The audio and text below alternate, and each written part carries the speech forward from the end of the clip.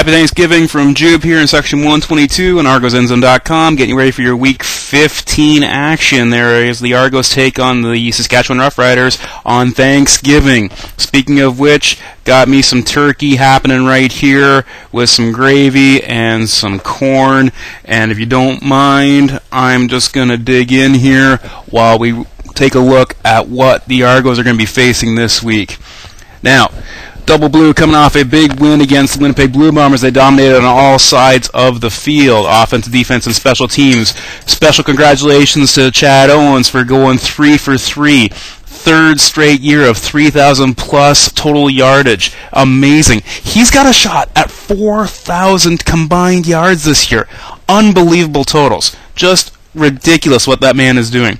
Can't believe Montreal let him go. Screw you, Montreal. But they're going to be playing the Saskatchewan Roughriders this week. Darian Durant and the boys from Ryderville coming into town. And just on a side note, Roughrider fans, crazy, but in a good way. Those guys will go anywhere to see their team play. If the Riders are playing next week in Kandahar, there'd be guys there in Afghanistan wearing watermelons on their heads instead of helmets. Amazing fans, huge fan of their fans. Would love to see that type of enthusiasm with the Double Blue. Side note, if there's one team out of the West that I'd love to see come to Toronto for the Grey Cup, it would be the Roughriders. Two reasons. First off, ridiculous fans are going to pack that stadium. Secondly, you know that the 50-50 is going to be ridiculously huge, and I'd want to be a part of that. Anyways, Riders, again, first chance to actually talk about them this season, I think, as they've got a couple changes from the offseason, but really don't get into that. What we're going to talk about, again, Darian Durant missed the game against Montreal, but should be coming back here against Toronto. They've got some good turkey. Weston Dressler, fantastic clutch receiver. Gotta like what he can bring to the table. Defense, they've got the mayor of Swaggerville. They got Willis there rushing the quarterback on that side too. So they've got some weapons on both sides of the ball. Toronto, though, coming off the big win against Winnipeg. It's easy to say that, well, the Bombers are dead last, so you can't put a lot of faith in that. But let's give some credit where credit's due. As the Argos stepped up where they had to, played a physical game. Isaac maybe a little too physical. I'm personally going to let it slide after the whole Sears on Giles thing. If you're following me on Twitter, at Jube1975, I was tweeting during the game last week about how, to me, the Isaac hit on Buck Pierce, I'm not going to call it premeditated, not what I'm implying, but as far as I'm concerned, I called a little bit of payback after what Sears did to Giles last year in Winnipeg that the Argos never got a chance to pay anybody back for. Again, I like Buck Pierce, and I don't want to see him out of the game, but there's a great picture on Argonauts.ca. If you go into their webpage for the Week 14 photos, there's a fantastic shot. I can't stress enough. Just that tells you exactly why Buck Pierce is not playing this week and why he never really should have got back into the game last week.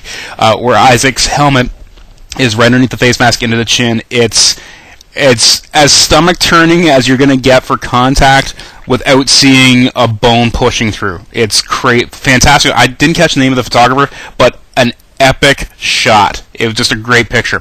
The Argos, again, came off a great game. Was it 7 turnovers they caused? It was just a ridiculous number. Pat Watkins leading the league in interceptions. Don't get me wrong, always going to miss Byron Parker. Wish the guy was still in Double Blue, but Pat Watkins is doing a fantastic job on that defensive backfield.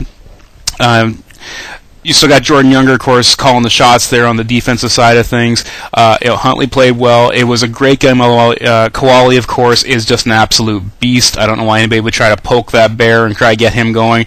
By the way, any Rider fans want to do, make sure you jab at him. Go ahead and call him out. I invite you to do so and see what happens. Again, going to be in Toronto. First Argos home game in quite some time, as they have been on the road for a while. But it's going to be a very, very busy October for us in Ontario Double Blue fans, as they're going to be playing 3 games in 4 weeks at home in the first week in November as well. So the season wraps up in a big hurry with the Argos playing a lot of home games. Stuffing's a little cold. But I think this is going to be a great game. Great, and 4:30 kickoff happening on Monday.